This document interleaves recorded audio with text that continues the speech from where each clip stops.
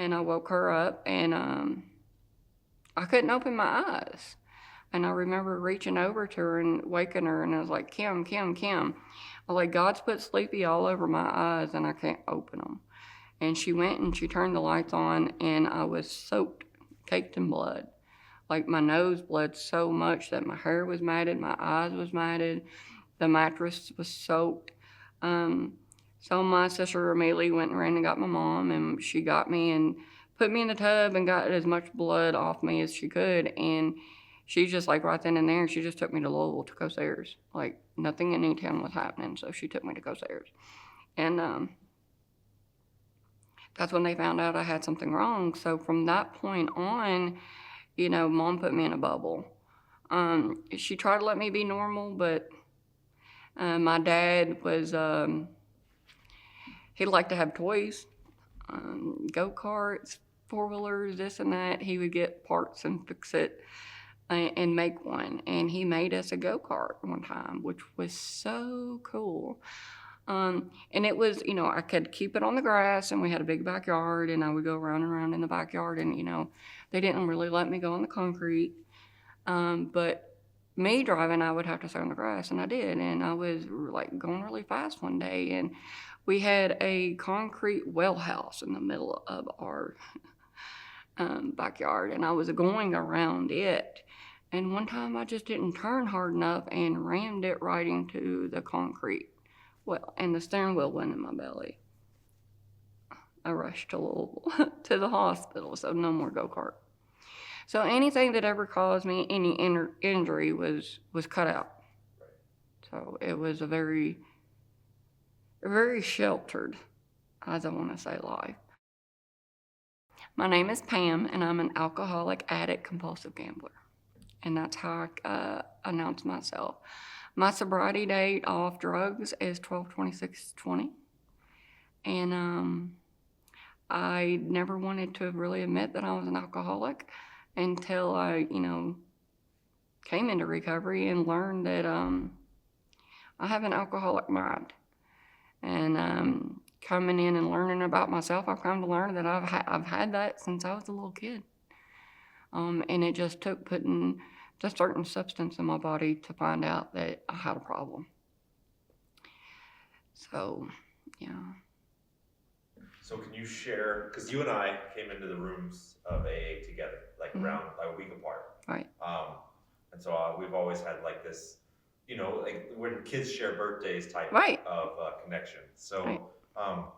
Can you share what led you to seek recovery and how you felt when you first walked into your AA meeting? And you explained that your first AA meeting wasn't the AA meeting that you got sober. Right. But can you explain what that journey was like, and then what walking into AA around December 2020 was like? Yeah.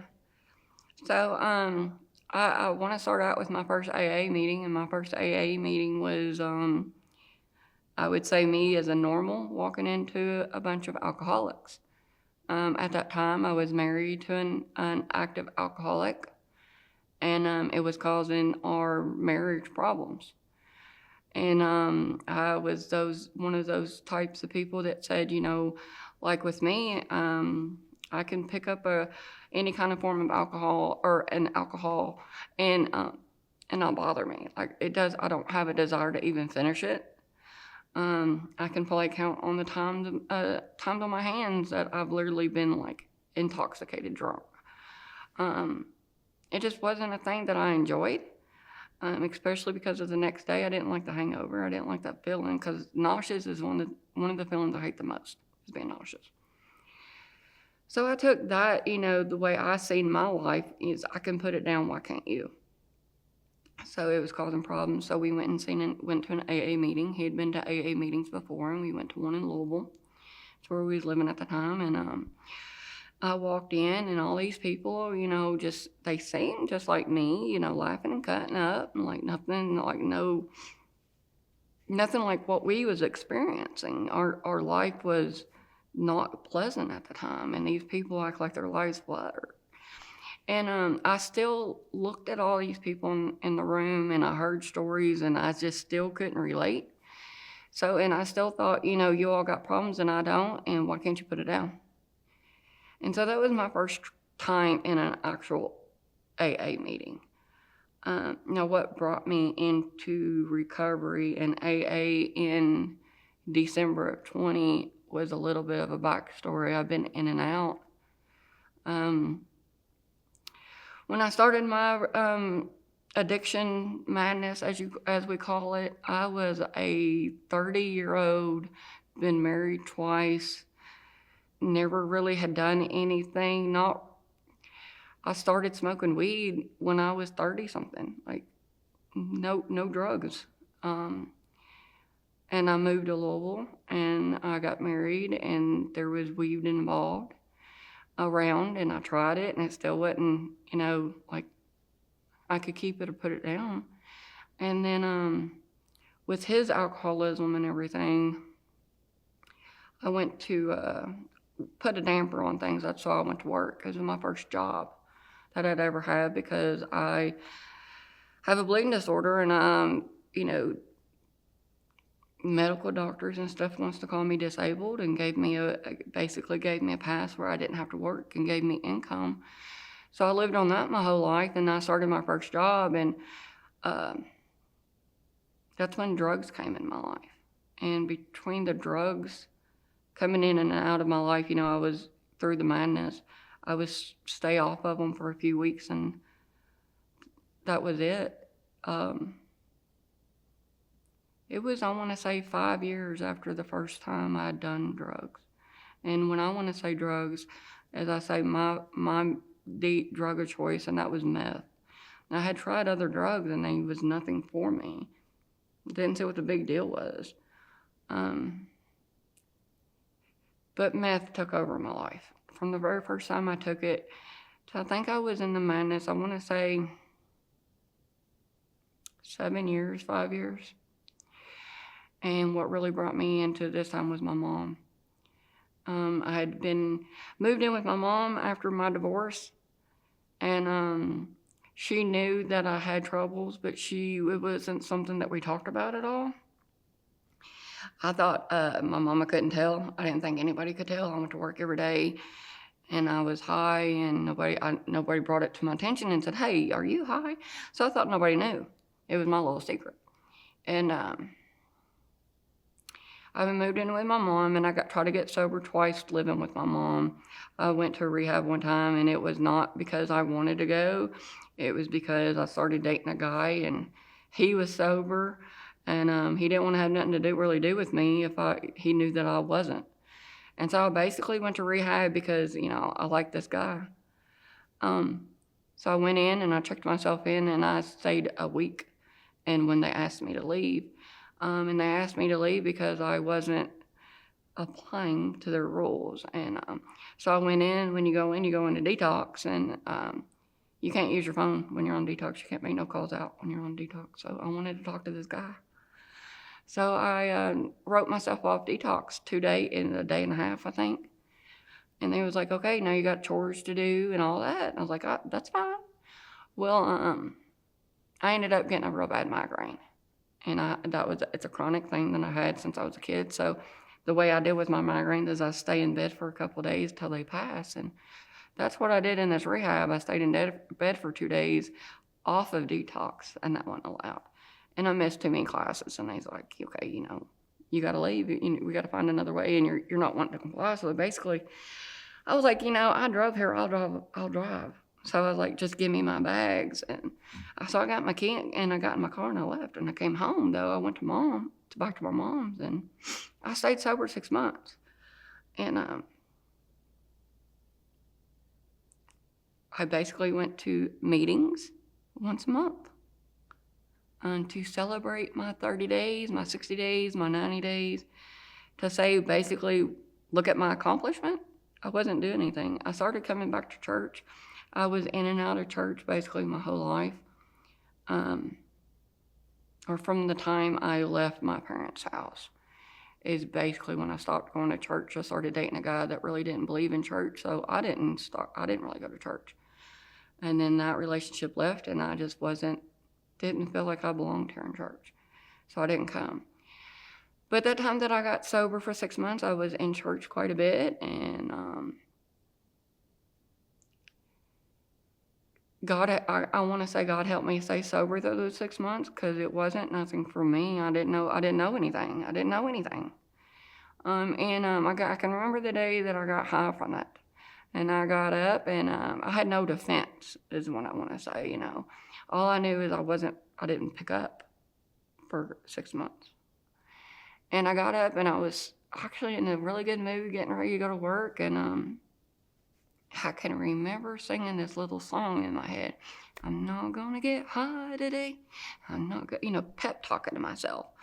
And I got in the shower, and I took my shower, and I got out of the shower, and I picked the phone up and called my homegirl, and was like, hey, do you got anything? And she was like, yeah, come on over. And I did. And I took off running for another year or so, thinking that my mom didn't know, nobody knew. Of course, I didn't see a difference in my behavior, so I didn't think anybody else would see a difference in my behavior. So that went on, and then I guess one day I was just tired and wanted to get sober again, and I stayed in my, kind of told Mom, and I told Mom, I was like, look, I'm going to go through some withdrawals and stuff. I'm just going to stay in my bed and sleep, because I've done it before, And I was like, just check on me in a few days, every couple of hours, make sure I'm drinking, and, but I'll be fine. I'll just be really sleepy. She's like, okay. And that was another 6 months run. I was very sober. The first time I went in, though, into a program, to a place to get my chip once a month, I heard things.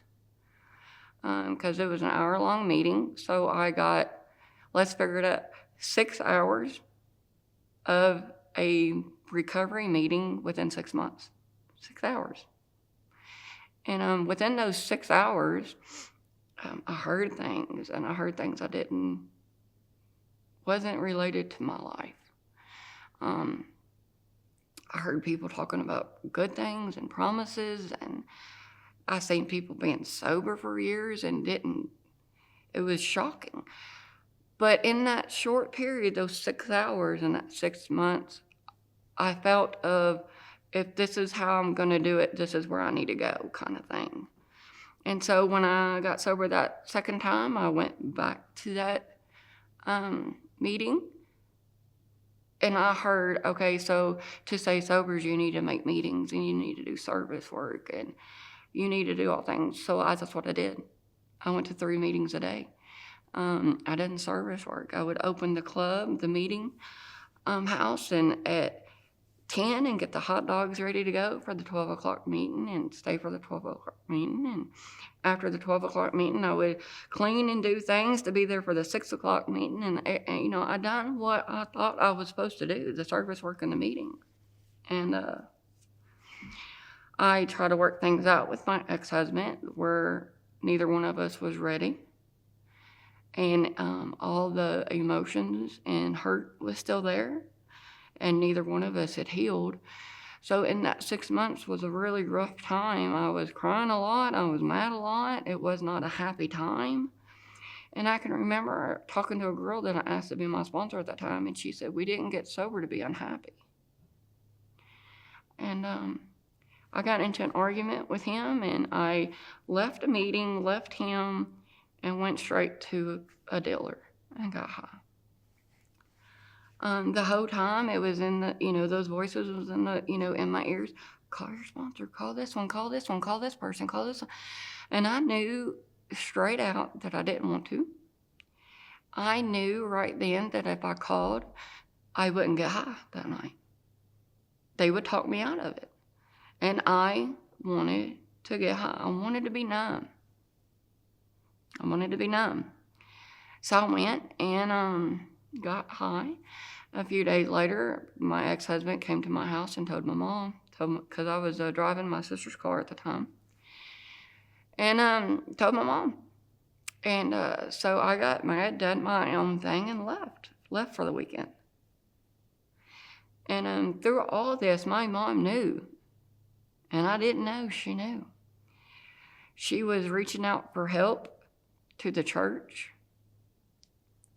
And this church that I'm sitting in prayed for me so many times that I don't even know of. And the pastor of this church told my mom she was going to have to play some hard love and kick me out. And see, that was something that I knew was totally not even in her thoughts and mine, because she told me my whole life, as long as she had a roof, I'd had a roof. And so I used that. I knew that every relationship I left, I went back home. And so I knew I had a home. And so I wasn't expecting anything as being homeless. So I left for the weekend and I came back, and I did that quite often. I would do my own thing, and when I was tired and needed a warm place to stay, I had to go home, stay for a couple of days and leave. And she knocked on my bedroom door, and that was something I didn't like, is to be woke up. Don't wake me up. And she said, "Pam, come on out here, we need to talk." So I wake up ill and mad and go out to the living room, and she's like, "Where have you been this weekend?" And I was like, "Mom, I'm an adult. I ain't got to tell you that." And I basically said it in that tone, like a rude, hateful, "I don't have to answer to you, Mom." And she's like, "Okay, then you need to get out." And of course, that took me totally by surprise. And it wasn't plea for help at that time. It wasn't, "Okay, Mom, I have a problem, I need help." It was, "Well, I'll show you. I pay you rent. I'll leave by the first of the month." It was the middle of the month. My way, I'll show you. You're not going to hurt me. And so I went to my bedroom and I gathered some stuff and I left. And I can remember coming and getting piece by piece, and one day getting all my stuff and putting it in. I have a little building on the land, and putting all my stuff in the building. And "You hurt me, Mom, I'm going to hurt you. Some of your stuff's in my building. You need to get your stuff out of my building so I'll have place for my stuff." Nothing but a selfish, "You hurt me, I'm going to hurt you."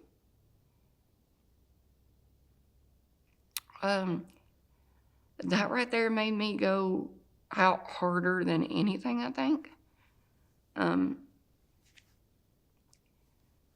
had a friend that cared for me and basically took care of me.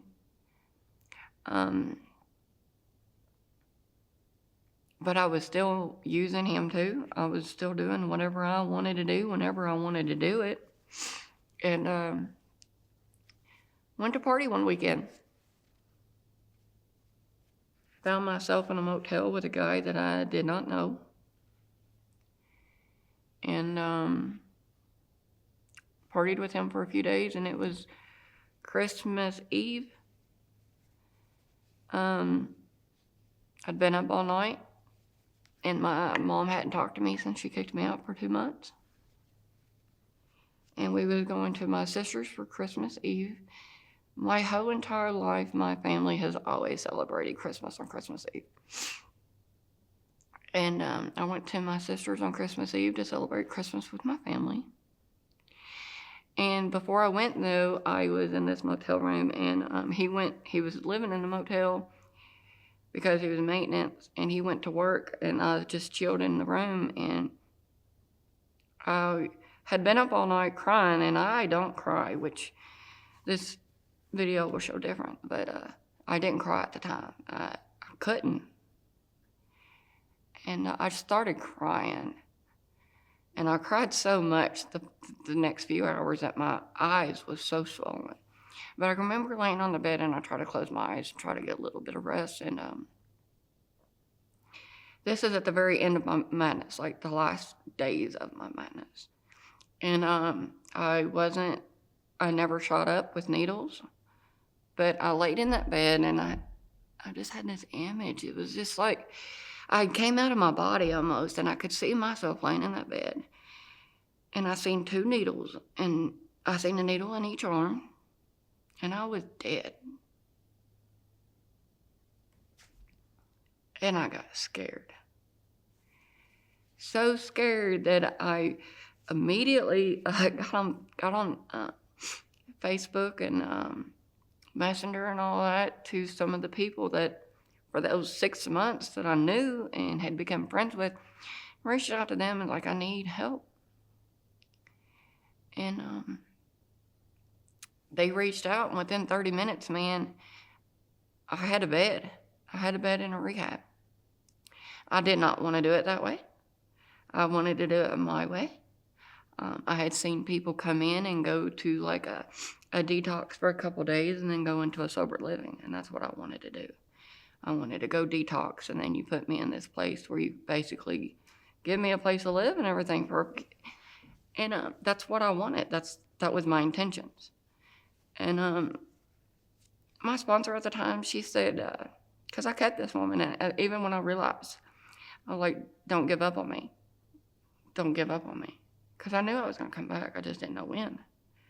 And I reached out to her, and she said, so what about checking into a 30-day treatment? And I was like, no. I'll go to the hospital and detox and then go to a sober living. That's not what I want to do. And she said, how's your weight been handling? How's your weight been going so far? How's your weight been getting you? What's your weight got you so far? And I was like, and she said one of those cliches that I heard in the meetings, and she said, Pam, if nothing changes, nothing's going to change. And I said, okay. And I talked to a lady that ran a 6-month program, and she said, I got you a bed after that 30-day treatment. And I was like, what do you mean? You don't got me a bed now? She goes, no, after the 30-day treatment, I'll put you in a bed. I'll have you a place right now, saved, for when you get out of the 30-day treatment. So I called and got in, and it still had to be my way, though. I called, and they said, you can come in today. And I said, no, I got plans today. I'm going to go see my family for Christmas. And I couldn't have just left it. Like, there was no way. I needed to tell my family, you know. So they was like, okay. And I was like, I'll come tomorrow. And then I got a call back, and they said, we can't get you until Monday for insurance reasons. That's what I understood. And I said, okay. And I knew this was a Thursday, and I knew I was not going to make it till Monday. I got myself as okayed as I could, and I went to my sister's, and they had to know something was wrong, man. My eyes were swollen, and I made it through the present exchange and everything, and finally I took my mom and my sister in the kitchen and just broke down and said, I need help. I'm going in. I'm going in, and I'm getting help. I told him, I was like, the rehab can't get me in till Monday. And I was like, but I need something now. I said, I'm going to go take myself into a detox center for a couple of days. And then when I get out, they'll put me into a place. And I was like, I don't know where I'm going. After that, I just know that they'll find me a place. So if you don't hear from me, it's okay. And just cried, and I told him, I was like, I didn't get you anything for Christmas this year, but hopefully I can give you my sobriety for our present. And I was flat broke, no money to my name. And I can remember my sister actually giving me a gift card. It was a Visa gift card for like $50 for Christmas. I used that gift card to buy the stuff I needed to go to rehab because I had no, and have a little bit of money in the rehab. Best present she could have ever gave me, you know. She don't know that. She will now, but she don't know. So I left, and I went to my friend's house that he was at, let me stay, and got everything ready to check in and to go to the place I thought I was going, to just detox. And Christmas morning, I got a phone call, and they was like, are you still coming in today? And I was like, I thought I couldn't come in till Monday. And the reason I told my mom I was going that day and I couldn't wait till Monday is because I knew I would have another bag of dope before Monday. I knew my mind would change before Monday. Because there's been many of times I wanted to stop. And then next day, it's like, oh, yeah, I'll stop tomorrow. I'll stop tomorrow. So I knew if I waited from Thursday to Monday, my mind would change. I would run into a new person with a new bag or something, and I would never went. So when they called me on Christmas Day, they was like, are you coming in? And I was like, I thought I couldn't come in till Monday. And they was like, no, come on in, we got your bed. And I was like, okay. When's the latest I can be there? It's still going to be on my time. And they was like, 5 o'clock. And I was like, okay, I'll be there before 5. And I got up and I done my thing. And I got high and finished getting my things ready. And, it was a different plan. And I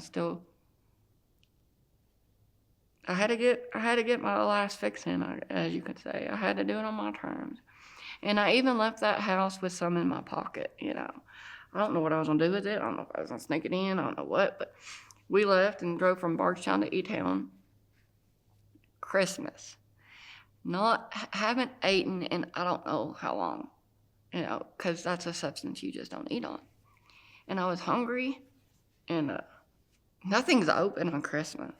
There was a 5-star open, and I went in, and I bought this best bacon chicken ranch sandwich. I had never ate it before, and it was like the best sandwich because it was probably the first real food I'd ate in days. And I was walking out of the gas station with my sandwich and my Big Red, and because I didn't go into rehab without my Big Red, and I realized I had that dope still in my pocket. I was like, shit. And so I ran back into the bathroom, and I flushed it. I don't know how much it was, but I flushed it. I didn't, which I was already, and I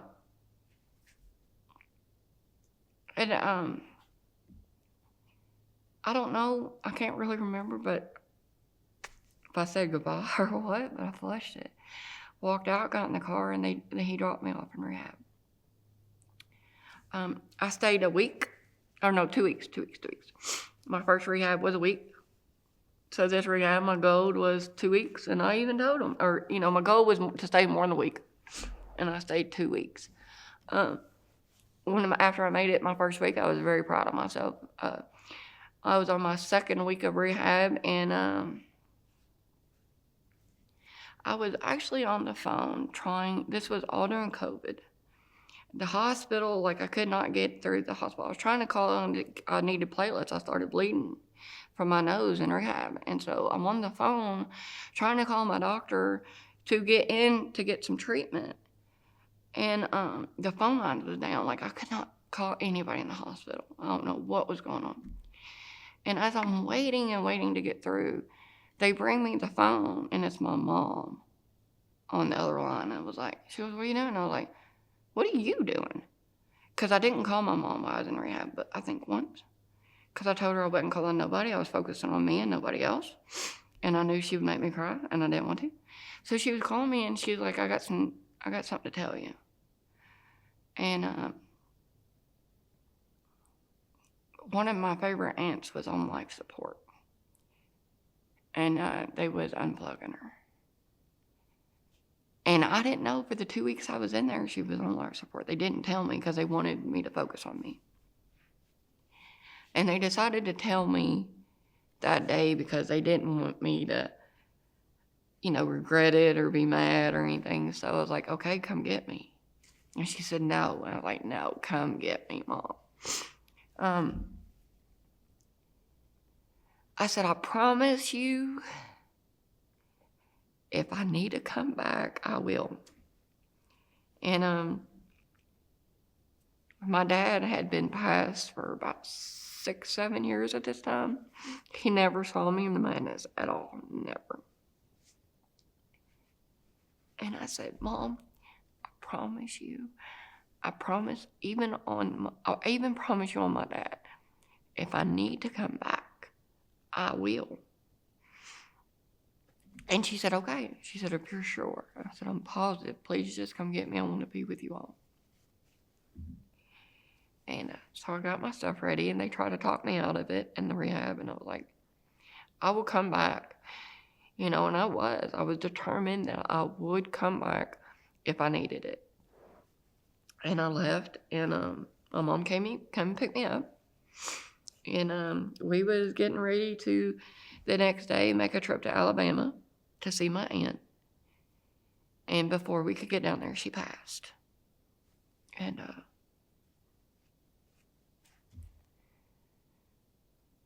that is when I very first walked into the Serenity Club for my first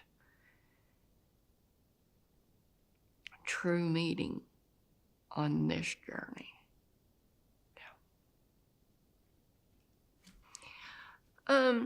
So I have a bleeding disorder.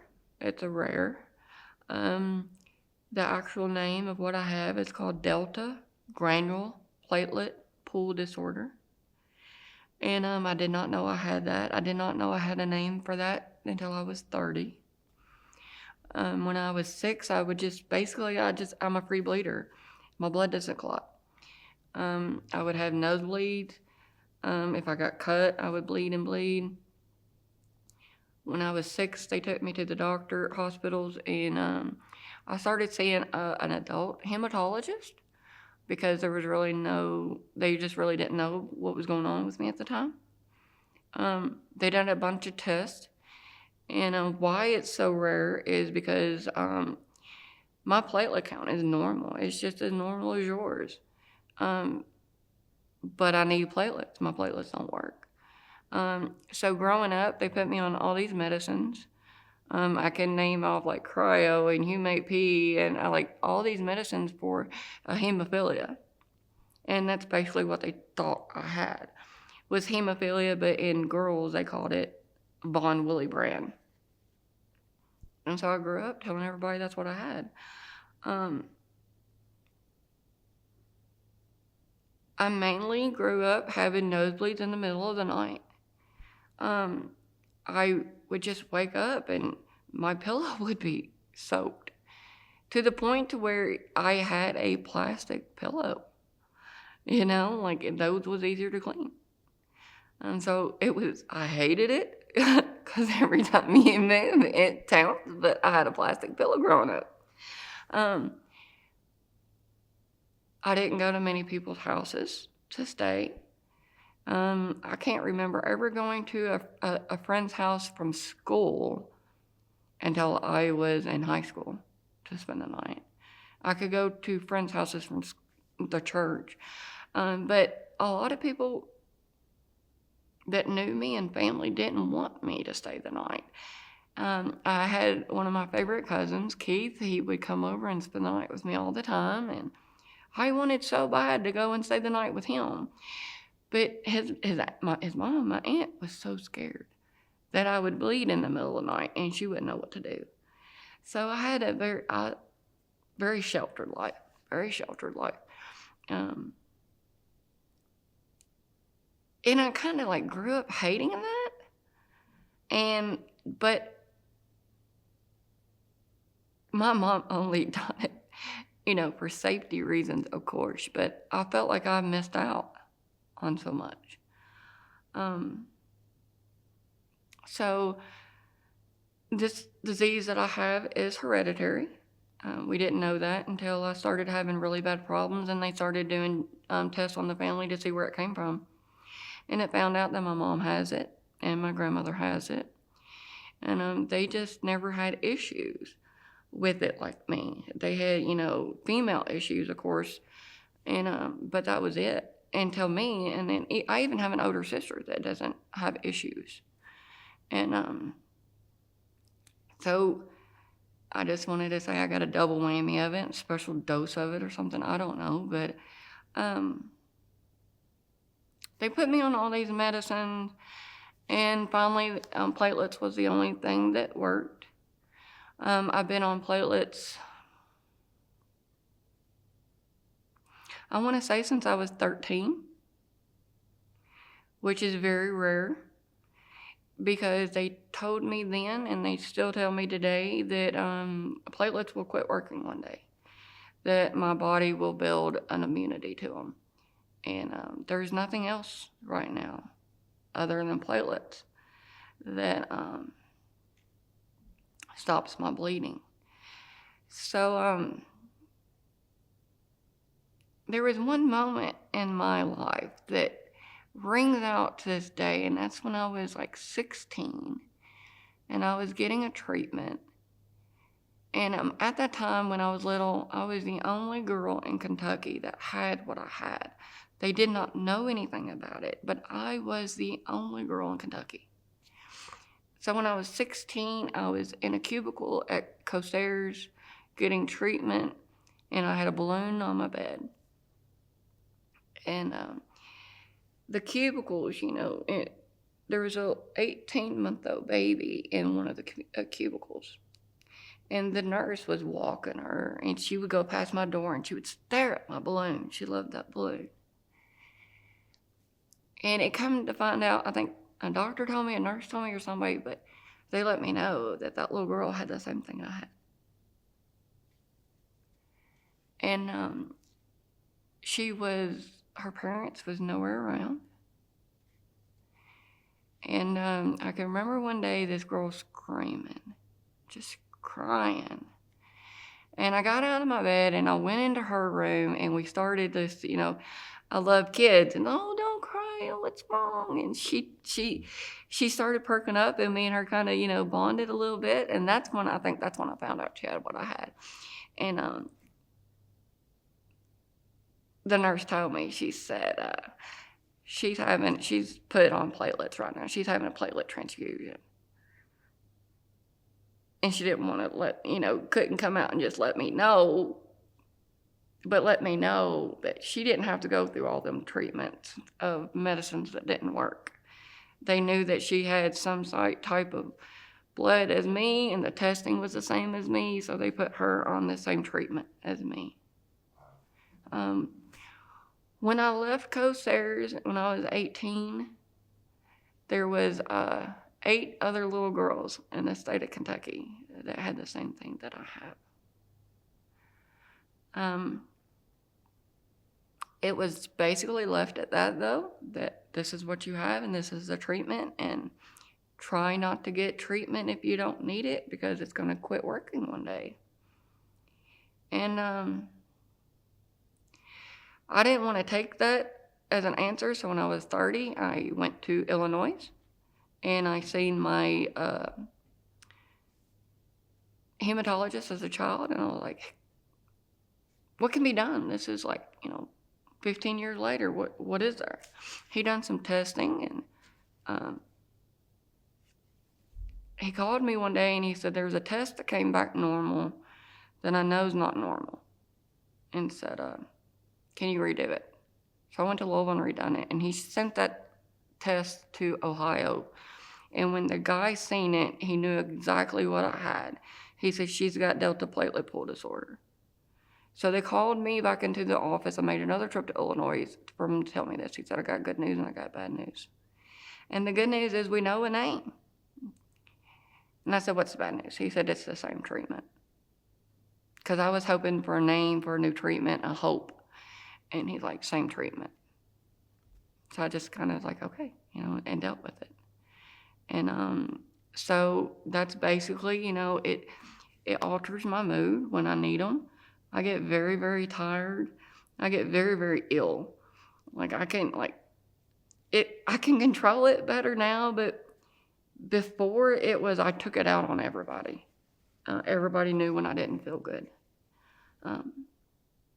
It's different now because I've learned about myself, and I've learned when I'm feeling and how to deal with those feelings. And basically, I cope with my medical conditions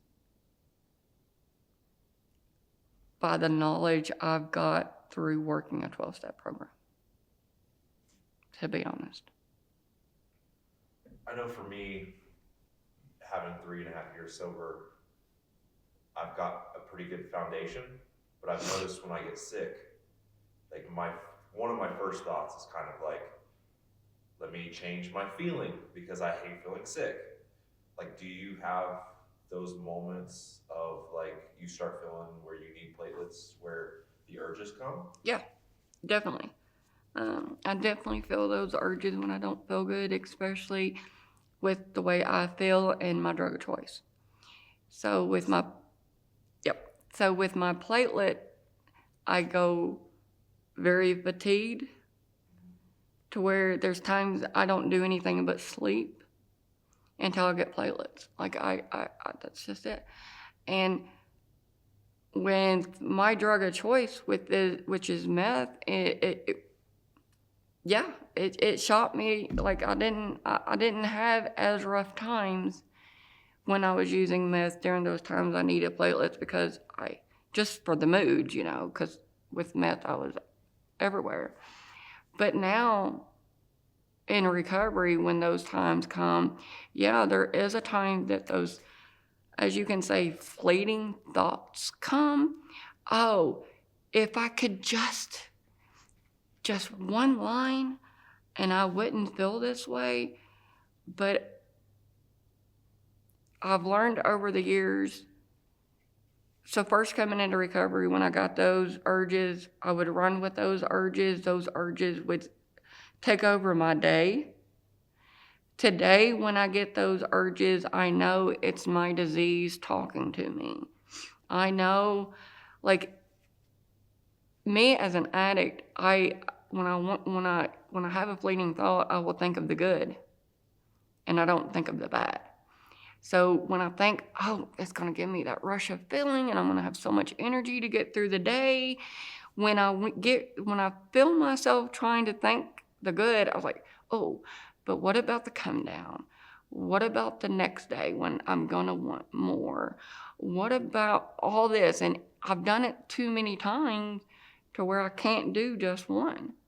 And, I've done that before. Oh, not use any during the week. And, oh, hey, I've done good all week. Let's celebrate Friday, and I get high Friday, and then I stay up all day Saturday, and then I have to go to work again. Back then I was working on Sundays, and then I had to go back to work Sunday, so I would just need more. So it was never just a one line. It was never just a one day. So now in my head, when I think, oh, just one line would get me through this, I tell myself, but it won't stop there. It won't stop there. And that's how I kind of get my mind. But I learned how today to take care of myself and to speak about how I'm feeling. So, and I say that because I always grew up when I had these feelings of being tired and moody and ill, I would get in trouble because I had a mouth on me. And so I started learning, and my parents started learning my habits. I would go to my bedroom, I would shut the door, and I would be to myself because I didn't get in trouble. So they knew when I would pull away and it's getting ready to be time for treatment. Today, I want to still do that. I want to pull away and hide, but my fiance is very understanding of my condition. And I want to say I never had that before with a husband or partner, because now I can say I don't feel good and I can lay down and it's no big deal. And in my past, it wasn't like that. It was, why are you laying down? Why can't you do this and why can't you do that? And so, it's just different coping mechanisms, I guess, I have today. So you talk about your fiance. Yes. What is it like to find love in recovery, and how has that impacted your sobriety? Oh. So what is it like to find love in sobriety? When I got sober this time, I worked on myself. Like, how I stayed sober after my aunt was I got so plugged into my sponsor. Like, I basically was at her house every day working on my steps. And so before I ever found James, I had already was working on my steps. I had already done a 4th step and a 5th step. And I can remember sitting in my room, and I giggle right now because remember I said that my mom kicked me out. Well, when I got out of rehab for them 2 weeks, she let me come back in. But I had nothing in my room. I literally we had just went and bought one of those fold-out mattresses or whatever that, it looks real small and it goes. I was sleeping on it on the floor. That was it. And I can remember sitting on that little air mattress doing my 4th step and 5th step, or 4th step, and I prayed. And I was like, God, please close the doors in my life that needs to be closed.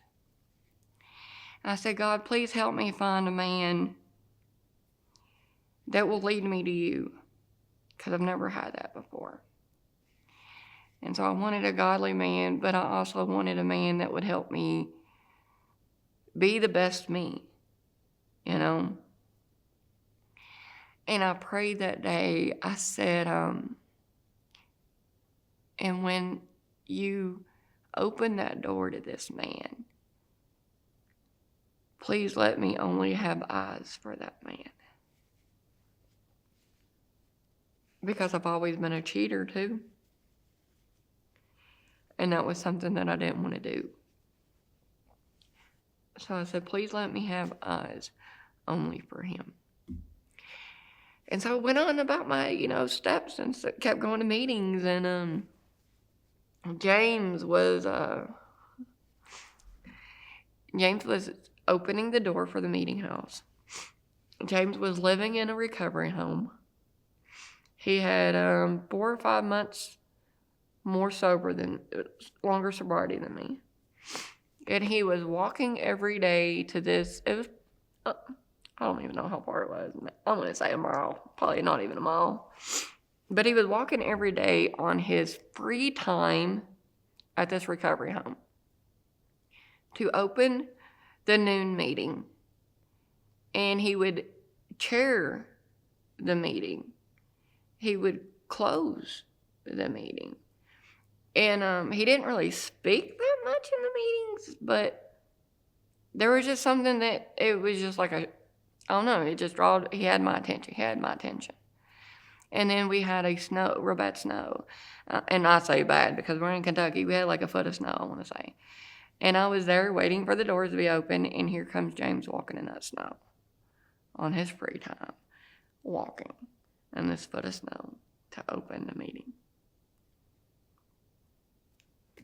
And I was like, he wanted sobriety just as much as I did. And that's what I wanted. I didn't want somebody I didn't know what I wanted, to be honest. But when I seen all that, I was being dedicated to go to meetings every day, and he was too, and he didn't have to. He wanted to. So that day, in the snow, I offered him and his friend a ride home, so he didn't have to walk home in the snow. And of course, I already had my eyes on him, and that was I'm trying to reel him in, and I didn't know how to reel him in. So I gave him this ride to ride, up the street. And I was like, anytime you need a ride, you can just call me and let me know, I'm always here. And he was like, okay. And I was like, well, take down my number. Let me give you my number. And I gave him my number, and he texted me, so I could have his number back. As I drop him off, he texted me so I could have his number back. And as I'm just a little bit off from dropping him off, I text him back, and I was like, I knew I'd get your number. And it went from then, but he was working on himself too, and he wasn't ready to jump into anything. And we hung out went to meetings, and we just was friends at first, I guess. But he played hard to get and basically told me he wasn't ready, and I wasn't going to take that for an answer because I knew he was meant to be in my life for a reason. And so we just kept talking, and here it is 3.5 years later. Me and him both worked on our recovery separate. Okay. So before we even started living together, we had both finished our steps. He does his recovery, I do mine. My thing that I learned coming in here, that I had to put God first, recovery second, and everything else third. Growing up in church, I've always heard that, you put God first, your spouse second, and your children third, or however you do that. So with me, I put God first, recovery second, and James third. And then fourth comes my fur babies. And that doesn't change. Like, if I want to go to a meeting and he doesn't, that's fine. If I want to go give my lead and he doesn't want to go, that's fine. And that's different than what I've ever had before, because it's usually, well, if you don't want to do it, I can't do it, kind of thing, in past relationships. And so we help each other in the sort of way that we're basically each other's sponsor, if you want to call it that. He tells me his day, I tell him my day, and then when things are just not flowing easy, we might okay, we need a meeting, or sit down and say, baby, do you think you need a meeting? Or I'm also more vocal about when I'm having urges or feeling differently, when before I would never do that. And what I mean by that, I can remember a certain day we was out shopping, and I had that restless, irritable, discontent feeling. And coming in, working a program, working 12 steps in my life, has been able for me to express how I'm feeling. Before, it's okay, I'm just mad. It was either mad, happy, or tired, I didn't know any other emotion. And then in the madness, all I knew was, I'm feeling this way, I want to use. So with James and everything, we have a communication and openness to where I can tell him, it's not that I'm wanting to use, it's just I'm restless, irritable, and discontent, And I'd be like, okay, so let's work on that. Let's fix that. We help each other more. He helped me so much in the beginning of our relationship. He will never understand how much he helped me. Another thing that caught my eye with him was he was in school, he was college. And that was fascinating to me, that he was a recovering addict in college. So we started living together, and he was taking classes, and he was like, have you ever thought about going to school? I'm like, no. Not that I didn't care about high school, it's just I didn't care enough about my grades. I missed so much with sickness that when I was there to catch up on all my social life. I did not care about grades. The only thing I cared about was make sure I got a C or above. And because if I got a D, I got grounded. That was the only thing I cared about. So it was never an issue, because I never thought that I could have a career. So what I mean by that is, with my bleeding disorder, I was labeled as disabled. And labeled as disabled, I got this mind thought, well, I always need my insurance. They do give me a check once a month, but I could live without that, but I can't live without that insurance. And so it always, I guess, hindered me thinking that this is what I was going to be, and this is what I was always going to be, was a disabled person. And then when I got with James, he brought a different side, well, what about education? And I didn't know of any field that I would want to get education in. As at that time, I'm a crafter. I love to craft, and I was trying to start a business of just making and selling crafts. And what education could I do in my mind to do that? So we just talked, and I was like, okay, I'll try it. And I went for associates in art, because craft or art, only thing I knew to go in. But it got my foot in the door, and he gave me the encouragement to do something different with my life. And I honestly believe without that, I would have never enrolled in college, never. So I did, and he actually graduated a couple weeks ago from college with 2 associate degrees. And if he takes one more class, he gets a 3rd one. And him not giving up on that has helped me. He has to miss work, and he's 2 days a week, and he work. We still make it happen, and it's all because that I know it's all because we put recovery first, or God first and recovery second. And so the relationship, I tell him all the time, I don't think I would be sober today if it wasn't for meeting him and him being such a positive impact on my life. I love James. Yes, me too. So you mentioned a lot about your family in the beginning of this conversation, and I can tell how much they mean to you. How has your family's support influenced your journey in recovery?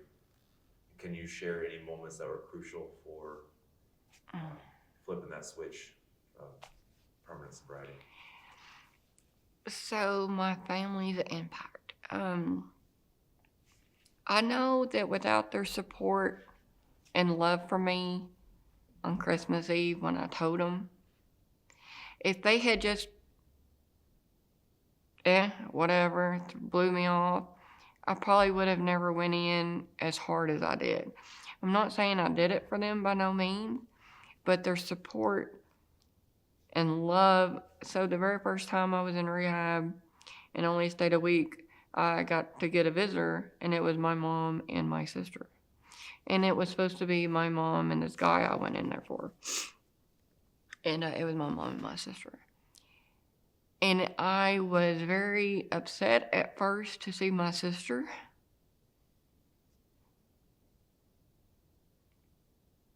I guess because I didn't want her to see me. I had never really came out to her and to my mom, but never really to her. And for her to see me in there, I didn't know. I wanted her to be proud of me. But I didn't, I was uneasy when I seen her through the glass. And she came in there, and she was very, very supportive that day. And even told me, my nails was all bad. And I don't have my nails done now, but I'm a nail person, and my nails was coming off bad. And she was like, if you make it through this, when you get out of here, I will take you and personally get your nails done. Which that didn't happen. I only stayed a week. But so this last time coming out of rehab, I had something that most recovering addicts don't, is I got out and I had a place to stay. I had a new beginning that I didn't have to worry about this and that, without my mom taking me back in and helping me build that foundation that we talk about. It would have been a whole lot harder. I'm not going to say I wouldn't have made it, but it would have been a whole lot harder, My mom was so supportive. She let me come back home. And then when me and James started dating, she was so supportive about me and James starting out a new life and a new career and new foundation and everything. She was so excited that he was in school and that his main focus was on recovery in school. And she admired that so much that she opened the door to him too and allowed him to come in and live with us. And having that mother support, I think was very important in the beginning for me and James, because it wasn't just a supportive for me. She supported James too. They had morning coffee sometimes. I wasn't a coffee drinker. And I have a picture of them. They don't even know that I have it, but them sitting in the couch in the living room together, just talking, enjoying each other's company with a cup of coffee. And that was a moment for me to cherish. And so family support has been very, very special to me. When I was living with my mom, in the beginning, I would be like, I got to go to the meeting. She'd be like, okay. If I didn't have the gas money to get there, she would let me use her car. Whatever it took to get me to a meeting to help my recovery, she was for it. When I was a year sober and celebrated my year, my whole family was there in the meeting to support me. My sister gave me a gift today, and it was this bracelet, and it has something in there like braver than you think and stronger, whatever. And I put it on that day, and it has not came off my arm. So for 2.5 years, it's been on my arm. I can see that my niece and my nephew looks up to me more. Because I don't have kids, but I have one niece and one nephew, and my niece acts just like me, so she basically should be mine. But I noticed, like, before Madness, they was all about Aunt Pam.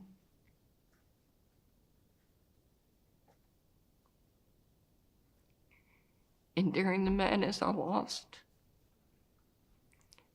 that.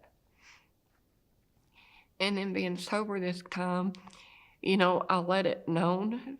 They was teenagers at the time. And I let them know that your Aunt Pam's an addict, but she's getting better. And they've been there to support me. They have never made me feel bad of who I am or what I've done. They still see me as the crazy Aunt Pam that they love. And if anything, I can say that them seeing me go through everything has made them proud of me, because they seen me in the dark and now they see me in the light. They're very religious people too. They go to Honduras for missionary trips and stuff like that. And them being able to talk to me about God and stuff is something that we never had. When I enrolled in college, man, my nephew was so proud of me. And he thought that was so awesome that Aunt Pam was in college. And then my niece is the same way. She's still in high school. She's 16 years old, and she's taking college classes. Me and her has actually taken the same classes. Not at the same time, but I was like, I took this class. She goes, oh, yeah, I just got done taking that class. I didn't like it. And me and my 16-year-old niece is talking about college classes. It's just a thing that I will always cherish. On my 2nd year anniversary of being sober, I was thinking, okay, now I've had this bracelet on. My sister. I texted my sister one day, and I was like, I think I need a new bracelet for my 2nd year. And James like, a bracelet? Is that it? I was like, what? And my sister had no tattoos, none, and I do. And I was like, I think we need to go get a matching tattoo. And this is 6 months before my 2 years. She was like, okay. And she thought I'd forget about it. I would pass it on. And so every little bit, have you found your tattoo? Have you found the tattoo you wanted? Have you found the tattoo you wanted? And she knew that I was not going to give up on it. So we finally found a matching tattoo. And for my 2nd year anniversary, me and her went and got matching sister tattoos. Together, I got to experience her first tattoo. She said she will never do it again. So that's another memory that I have of supporting my family. Like, my sister got permanently marked to celebrate a milestone in my life. And just hearing them say they're proud of me is enough, is enough. So yeah, I tell people that has family that's addicts and alcoholics or any kind of problem, is don't give up on them. My family never gave up on me. Even though she kicked me out and everything, she didn't give up. I'm not the person I was in the madness. I done things that I would never do today. I am a newborn creature, definitely. That's awesome. So you actually started giving your leads and stuff, and I may be wrong, but pretty early on. Mm-hmm. And I think you were giving your leads before I was. Mm-hmm. And I remember I was pretty nervous about my lead, and I was asking you questions, and you kind of gave me little pointers and like dialed down that fear. So my question is, you frequently give your lead to those new in recovery. What motivates you to share your experience, strength, and hope? What motivates me to give my experience, strength, and hope?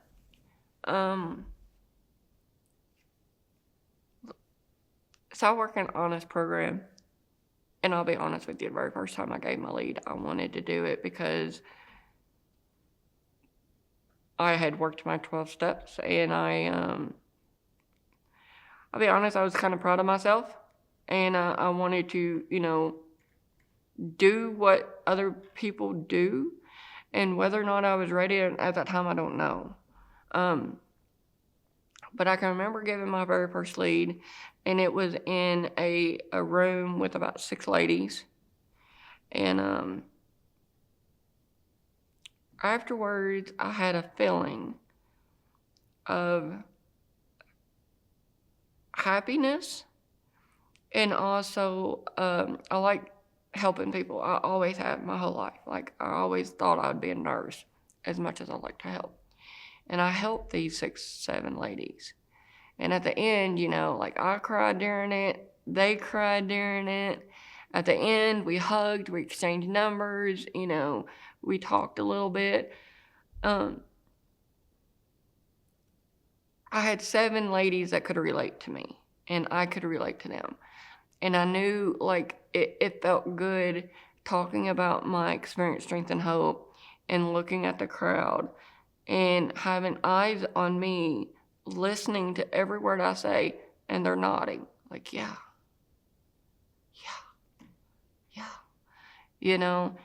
and that feeling after the first one, I had people telling me in the meetings 2 or 3 days, like the next day, you're glowing today, what's different? And James, she gave her lead yesterday, that's what's different. He could even see a difference in me after giving it. I still give it quite often, not as much as I used to. And I was thinking about this question before we started this today. And it seems like I'll be having a really good spiritual day, on top of the world day, recovery day, whatever you want to call it, just a great day, wanting to go save the world day. And that's usually when I make a phone call or a text and say, do you need somebody to give your lead today? Or, thinking I'm going to do it that day because I'm on top of the world that day. And it's usually can you come tomorrow, or can you come next week or something? Yeah, because I'm feeling it. Yeah, I'll be there. But when that day comes, I'm not that on top of the world spiritual person. And in fact, I've noticed the last few times that I gave my lead, I did not want to. That I wanted to call and cancel, reschedule, make an excuse, because, hey, us addicts are really good at coming up with any kind of believable. We're not going to just give you any excuse. We're going to give you a believable one. And especially the last time I gave it, I was on the couch and I did not want to. Everything in me did not want to. And but I did, because I had made a commitment, and I have learned that one thing, that when you make a commitment, you stick to it. And so I went, and I always know that I always feel better afterwards too. So I forced myself to go. And I think that last time that I gave my lead was the most powerfulest lead for myself that I could have ever gave. And I mean that as so in the beginning, I introduced myself as a compulsive gambler. And that's new for me. to say. After being in a Gamblers Anonymous meeting and learning more about myself, I've actually been a compulsive gambler since I started drugs. Never really had an issue of it because I would go to the casino with other addicts, and I would not leave with money in my pocket. But it wasn't a thing that I craved it, not until they became in every gas station. And I put $20 in and won $300, and I was hooked, just like my first line of meth. So with my compulsive gambling, I never wanted to really admit it and face it and get the help I needed. We live in Etown, and there's no GA meetings. There's only, I think, 4 in the state of Kentucky. I went to one, and it was dark, and so I wanted to give up. And I started a GA meeting in Etown, and it's not going very well, but it's still there every Thursday at 6 o'clock. And during that last lead that I gave, I was really struggling. Like, I was reading the literature, I was praying, but I was still struggling with wanting to gamble. And I guess I was having this irritable, discontent gambling feeling or whatever, that I was just, And I got up, and I was to the point to where when these people came in to hear my lead, there was this one girl that was goofing off and everything, and like, I had a resentment as soon as I laid eyes on this girl, which I got over, and she's actually one of my sponsees at this moment. But I got up and I told my lead, and I'm always brutally honest in my lead. I usually cry during my lead. I usually have no mask on during my lead. And about however way through, I just told him, I was like, look, I need help today. And like, when I stopped my lead to say that, had every eye just like on the edge, everybody was on the edge of their seat thinking, what in the world does this woman need our help with? And I let it out that I was a compulsive gambler and that I didn't know how to control it, and I needed help, and I just bawled and got it out. And it's basically just getting it out in the open. Because one thing I've learned in the meetings is that when you speak on it, it loses its power. And I spoke on it to 60 recovering addicts, and it totally lost its power that night. I left that day coming home, made a total 360 turn in my emotions, to feeling not wanting to help, not wanting to do, to feeling like I can save the world feeling, It's just an undescribable feeling to give your lead. And that's why I still do it. They say to keep it is to give it away. And I never understood that in the beginning until now, because I can get in a rut. I can get in those not wanting to go to meetings and not wanting to do this and then I talk to another alcoholic, whether it's a sponsee, whether it's a normal person that has an addict in their family. I can do that, and it totally just makes me on the straight and narrow. It like puts blinders on the dark times and stuff for me to help somebody. It makes me feel better. And I have even learned that I apparently have a gift to help other people dealing with addicts. I've had so many people that has been in my life since been in recovery that meets me. We talk, we hit it off, and then I end up telling them, hey, I'm a recovering addict. And it will bring up, oh, well, my grandson, well, my son, well, my niece, and they're struggling. This person in front of me is struggling with addiction that's not even putting one in them, but they're struggling. And in mine, I am to help. Whether you're struggling with drugs or whatever, I see a person in need. And if me just opening up about what I've been through, I don't have to give you money. I don't have to give you advice. I don't have to give you anything except this is what I've been through. And it can help somebody. We all can do that. Because as an addict, most of us, alcoholic addict, whatever, we kind of like to talk about ourselves. We don't kind of like to talk about the negative or what the hurt that we've been through. And that's how come I do it so much, is because it seems like I said before, in the madness, you couldn't pay me to cry. You couldn't hurt me and I cry. But today, just telling somebody what I've been through, how God's helped me, how the fellowship's helped me, I'll cry. I'll cry every time. But it's almost like every time I shed a tear, it's like a little piece of me got healed.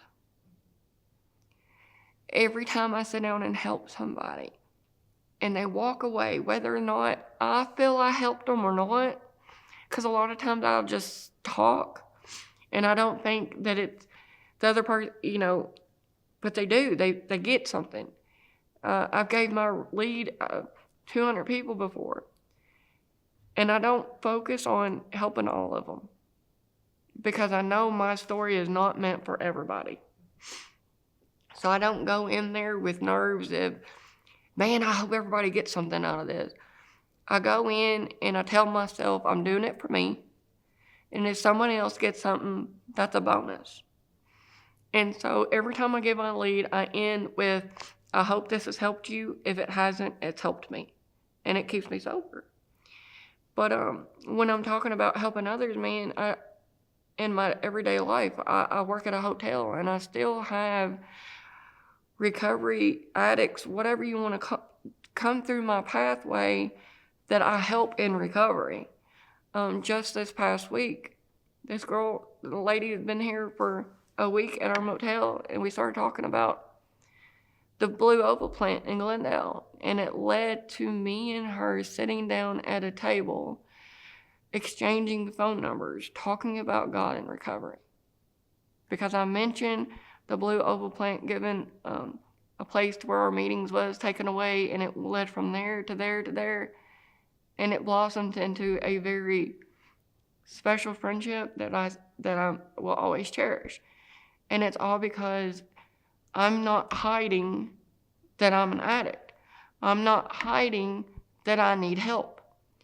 I don't think I have this. I don't think I know everything. I know to this day that I have a 24-hour day to not gamble, to not put one in me, to not harm nobody today. And if I go to bed and I have those things that I've accomplished, it's a successful day. Whether or not me and James gets into it, which we don't, but whether or not we have a thing, whether or not our dogs are sick, whether or not work was a total wreck, we lay our head down every night and we pray and we give thanks for our day and that we've made it another day. And that's a successful day for me. Having seen friends relapse or even lose their lives to addiction, how has this affected your perspective on recovery? Losing friends, relapses, and losses. I had never experienced my whole life losing a friend. I had never seen any of my personal friends OD and die. So it's just something that I wasn't, I knew it would happen, it could happen, it has happened, but to actually be face to face with it. I think I was right about a year sober when we had a friend relapse. And it wasn't a very short period of time that she'd relapsed, that we got a call saying that she had passed. And I'm not going to sit here and say that I was best friends with this girl, but she was a friend, and she was a dear friend, but her friend was a good friend of mine. So, not only losing a friend in recovery, I witnessed one of my best friends losing her best friend. And all I wanted to do was to be there for her too.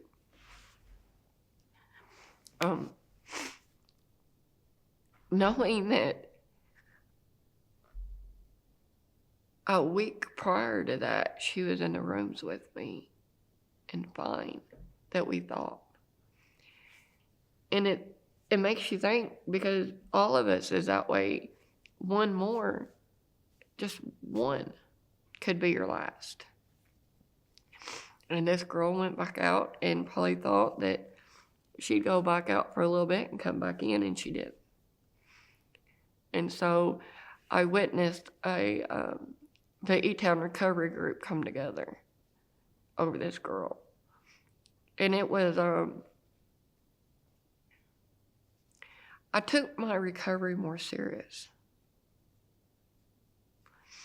because I seen that a slip, relapse, whatever you want to call it, putting one more back in you could be your last. And so it scared me and it pushed me. I was mad, at the situation, that she could do this. But it just made me think that I had to build a better foundation for those days that come ahead. And yeah, it just made me go harder. That was I think, first loss. I've had several since then, but the relapses of seeing friends go out, I think it's hard too, because they know. They know the stuff. You was in the rooms with them. You've heard them talk. Seeing the ones that you would never think go back out. It kind of also puts the realization on it that, hey, that could be me if I don't do what I need to do. Because most of the people that I've seen go back out, to be honest, they was just in a meeting a few days prior, And so, with that being said, I know a meeting won't keep me sober. It's a tool. It's definitely a tool. But I know that going to a meeting will not keep me sober because I've done that before. I've done that for 6 months. So, you just never know. But it just makes me more aware that if I don't put in the effort every single day, that I could be one of those statistics that I put one more in me and it was my last. So seeing people go back out, it doesn't make me want to go back out in any means.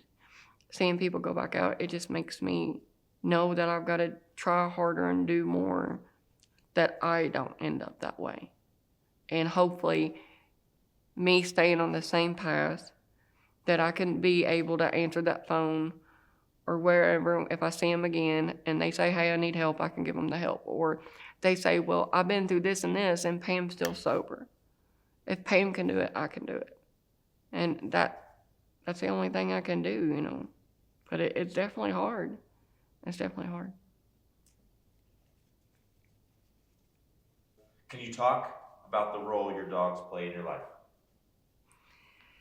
My dogs play a very, very, very important role in my life, in my success, in my recovery. I don't remember. It was October, the first year I was sober. Wasn't even sober year, so I got sober in December. And the following October, we got our first fur baby. Her name is Silky. James did not want a dog. I had to plead for several hours. And even said it could be my Christmas present. I've always had dogs in my life. My first dog was when I was a kid, and that was my dog. That was my best friend. I always had a sickness and stuff where I didn't feel good, and my dog would. I would be on the couch, and my baby, his name was Bear, and he would be as tucked up next to the couch as possible on the floor because he wasn't allowed on furniture. and he would not leave my side the whole time. And my babies do that to me today too when I don't feel good. It's almost like they know when you don't feel good, because they will be on top of you more. They will give you so many more kisses. They just. We leave at 6 o'clock in the morning and come back around 3. And when you open that door, I have 2 now. Max is 6 months and Silky is 3.5. And I have 2 energetic, wag-tailing dogs that it seems like, oh, you're back. I've waited all day. It's like their day don't begin until I get home. And it's just so much. I think a lot of addicts' problems, I know what one of my problems was not feeling love sometimes.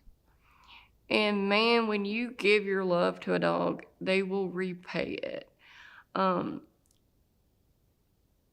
Sometimes it's just best to come home, and me and James does this every night. We come home, we shut the curtains in the window, we shut the door and we lock it. And we just say, enough of the world. And it's me, him, and our 2 babies on our couch, having a normal life, I guess is what you call it. But it's new to us because we've never had that. But it's a peace. Like when we shut the door, we lock it, and we have us 4 on the couch. We have a peace that is just, my babies definitely play a role. When I first got Silky, we would not leave her. She actually went to every AA meeting with us. I have pictures of her first AA meeting where she was passed out on my lap asleep. But I also noticed that it helped other recovering addicts, bringing her to meetings. Daily practices that helps me maintain my sobriety. I've thought about this question and it changes. I do not do the same things that I did 3 years ago. So coming into recovery, my daily practices was meetings every day, praying every day, meditating every day. My prayers was basically, please help me not use today. Please help me not use today. Today, my prayer is different. I don't ask him to help me stay sober. That's a given. I thank him for keeping me sober. So I have a little different there. Instead of asking, I'm thanking. Thankful now. My main thing that I have to say from day 1 to now is trying to find a positive out of every negative. And it's hard sometimes. Oh my goodness, it's hard to find a positive when you don't really want to. But I even get other people, when they're telling me something bad, it's like, find me a positive. Find me a positive out of this situation. For instance, the other day I had to work really hard. I had to do 3 people's job do 3 people's job. And I was ready to quit. I was like, to the point where I went outside and I sat down and I started listing gratefuls. Because I've always heard no grateful alcoholic will drink. And so I sat down and I was like, okay, I'm thankful for my job. Without my job, I won't have my home. I won't have my car. Without my job, I won't have my home, so I won't have my bed, and I won't have my jacket. I went down, and because it took me a little bit to calm down. So by the time I could get up and go back and do my job the right way, I was down to thanking God for my warm water. Thank you for my house, my kitchen, my food. Thank you for my warm showers. My cold showers when I need to. Thank you for a warm bed in the winter, and thank you for a cold bed in the summer. It was down to thanking, because if I was to put one in me today, I would not have none of that. I would not have my job, and it would go downhill. It's not like I would lose everything the first day. No, I could probably make it for a couple weeks to a month, but then I'd lose my job, and I lose my job, I'm gonna lose my car, and I'm gonna lose my home. And I've told James from day one, if I use, leave me. Make me get help or leave me. Don't let me take you under. So I'm gonna lose my fiance too. But I'll be honest, that is not, I tell myself all that.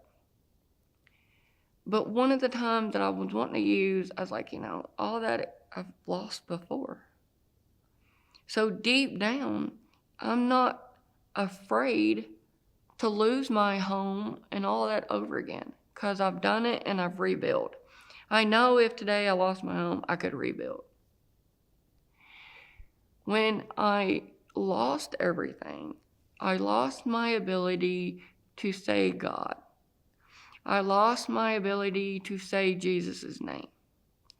My mom would try to talk to me about God, and I would shut down, change the subject. In fact, it would make me mad. And today I know the reason for that, as I know that a darker force did not want me to talk like that. So one day when somebody asked me, if you was to relapse today, what would be the most important thing you'd lose? And it's my spirituality.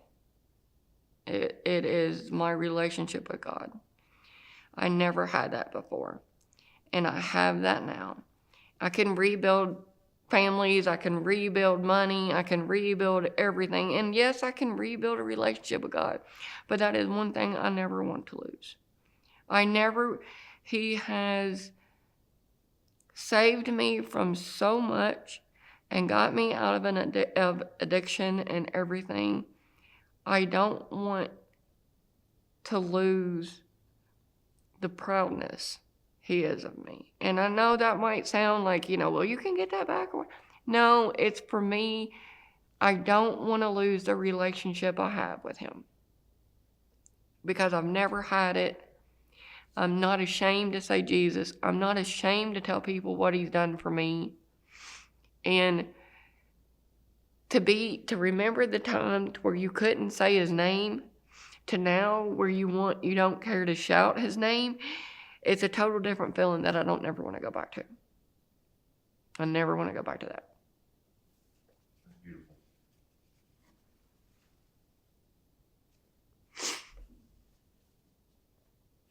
Do you need a break? You want to keep going? No, keep going. Okay. What advice would you give someone just starting their journey in recovery? Brand new. Advice I would give brand new, recovering. I don't think I could just give them one. I'd have to give them a couple. And one I would tell them is they're loved. Because that's one thing I didn't really feel like when I came in, is loved. I would tell them that they're worthy of it, because I didn't feel like I was worthy for anybody to ever take the time to even help me get sober. And I would tell them that we didn't become an addict and lose everything in one day. So we're not going to understand and get recovery the first day.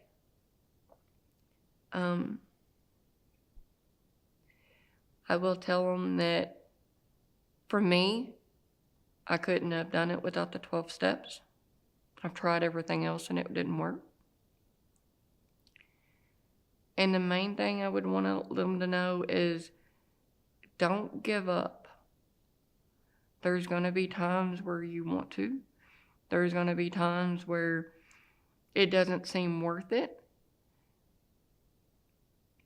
But don't give up. I read this thing when I first came in to these, there's a picture of these two or three little butterflies. And it said, this is what you think God has stored for you. 2 or 3 little butterflies, and that's good. And then when you flip the page, it was a field of butterflies. There was thousands of them. And this is what God has in plan for storing for you. So no matter if you relapse, come back. Don't give up. No matter if you don't get the guy you want, don't give up. Don't matter if you don't get the job you want, don't give up. Because that's probably not the plans that God has in store for you. And that's been a lesson that I've had to learn the last 3 years. You keep growing every single day. And the person I am when I walked in to recovery 3.5 years ago is not the person I am sitting here today. And I grow and grow each day. And just like I did in my addiction, I got stronger and stronger in my addiction every day. And I get stronger and stronger in my recovery and my faith every day. It takes time. Don't give up. Yeah. We ultimately don't know what's best for us all the time. No, we don't. We do, and then we get upset when it doesn't happen.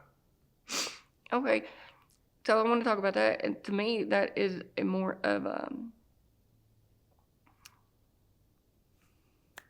word just slipped out of my tongue. Expectation. That's one thing I don't do today is I don't expect anything. And what I get from that is I am powerless over everything but my thinking and my actions. I am powerless over you or anybody. I'm powerless whether or not you showed up to video this today. And so I don't expect you to. If you did, you did. If you didn't, you didn't. I learned that when I first got into recovery about expectations. And this was before me and James started living together. We was just dating. And I had plans. We had plans to do da-da-da-da-da. And it didn't happen. You know, I was supposed to meet him at a certain time. And we was going to go out for a couple hours or something. And at that point, he was in a recovery home. And he couldn't get that day away. And so, but I had expectations that we was going to do this. I spent time in my bed wanting to use because that didn't happen. And that sounds so stupid, but I had feelings, I had expectations that this was going to happen. And when it didn't happen, my whole mood, my whole thought process went out the window to where, okay, I want to numb these feelings. Let's go get high. And that was a big breaking point in my recovery when I realized just because my plans didn't made me want to think about putting one in me. So expectations is one that I really work on daily. I don't expect really anything out of anyone except the only thing I expect is for me to control my thinking and my actions.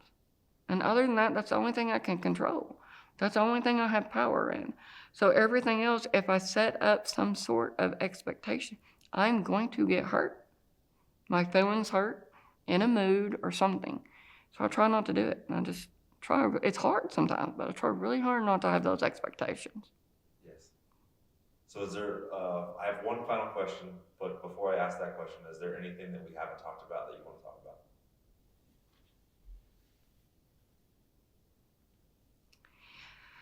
Well, one thing I want to say is we've talked about drugs a lot. But I do have one other problem that I want to touch on a little bit because it's not mentioned a lot. And that is my gambling. Gambling has the same 12 steps as AA and NA and every other anonymous meeting. I've been working the steps for 3 years, but I still fell short in this area. And a guy came into my work, and the reason I want to say this is because it changed my whole outlook. And I'm telling all this to everybody to give an outlook, change everybody else's outlook. So if it can help, hopefully. This guy came into my work and we was talking, and I let him know that I was an addict. I let him know that I was having the problems with gambling now. And he said, one thing that I tell people that struggles with gambling, and this has totally changed me, is when my Jesus was on the cross dying for my sins, there were people at his feet gambling for his clothes. And when he first told me that, I did not have nothing to say. I did not know that part of the Bible. And I was stuck. And so I read the Bible to where it talks about that. I even did I'm a visual person. I did a Google search of it to get, an image in my head.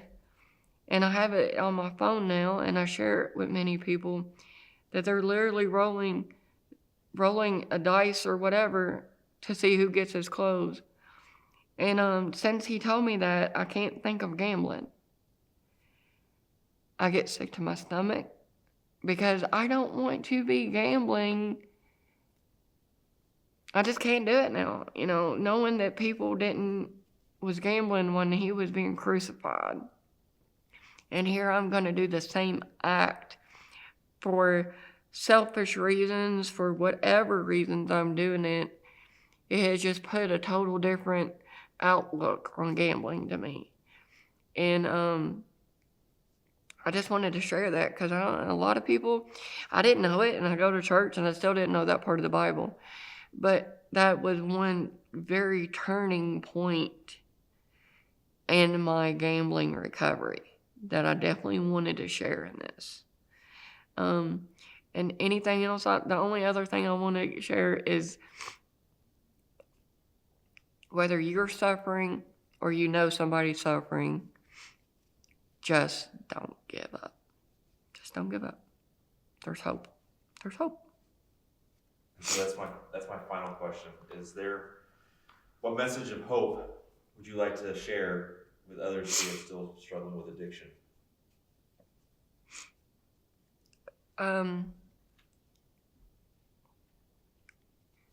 I know when I was in addiction, I did not see a way out. Part of me did not know about recovery in Etown. I did not know there was so many homes in Etown to get help.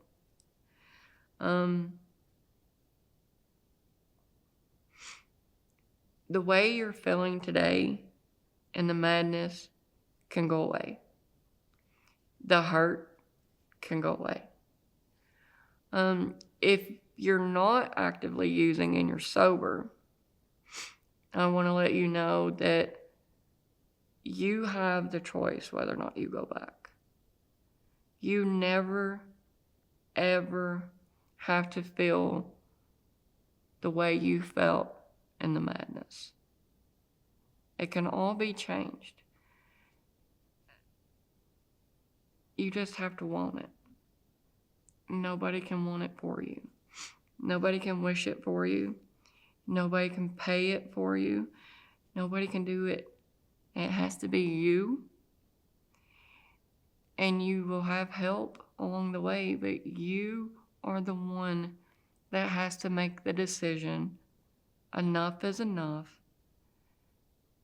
And you have to put forth the effort of when you want something, just like we did with the drugs.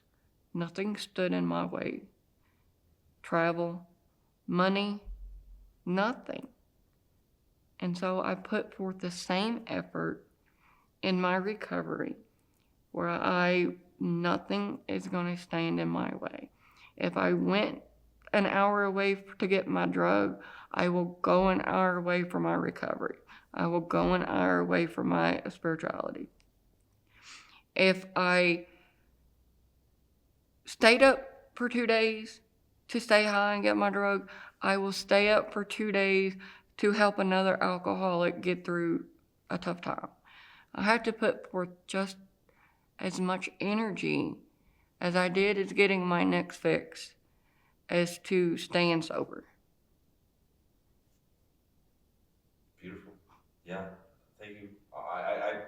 I'm sitting here thinking about how much I think your story will help people.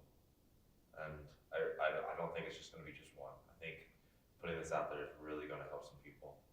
Families too. Mm-hmm. Families, not mm-hmm. just the addicts. I think families are really going to be taken back by your story and to give a little what we're doing is we're humanizing addiction.